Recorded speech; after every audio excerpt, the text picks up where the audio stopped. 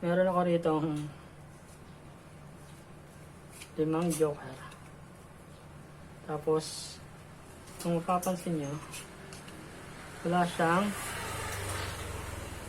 design sa likod. Tapos, may isang joker na nakabaligtad.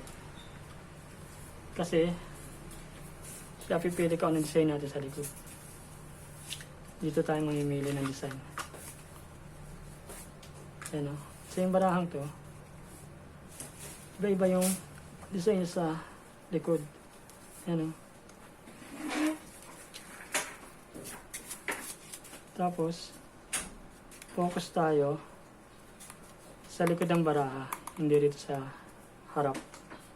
Okay. So, halimbawa, ito yung gagawin niyang design sa likod. Try natin. Gagawin niya, irarab niya lang sa likod. Ayun na. Meron na siyang design sa likod. Yun nga lang, advertising card. Try natin to.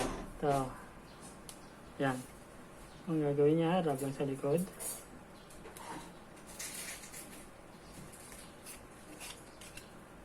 O, diba? Galing. Ang dali niya lang kumopya ng design na gusto niya. Basta ang gagawin mo lang,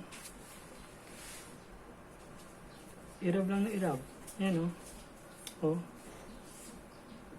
Diba? Para siyang chameleon na pag nadikit, magagaya niya yung mismong pagdikitan niya, diba?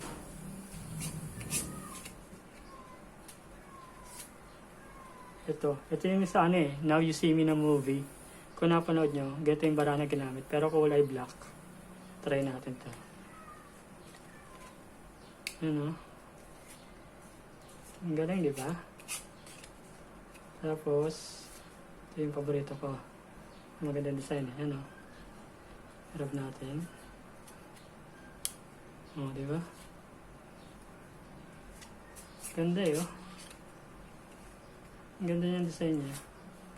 Pero meron ako dito isang special na baraha. Special siya kasi baliktaran yung joker niya. Yan o. Baliktaran siya. Yan o. Ayan, ganyan nating likod. Tingnan natin na.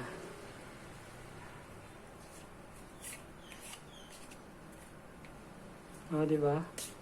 Ayan o. O. Ayan o. Oh. May likod na siya. Joker nga lang pareho.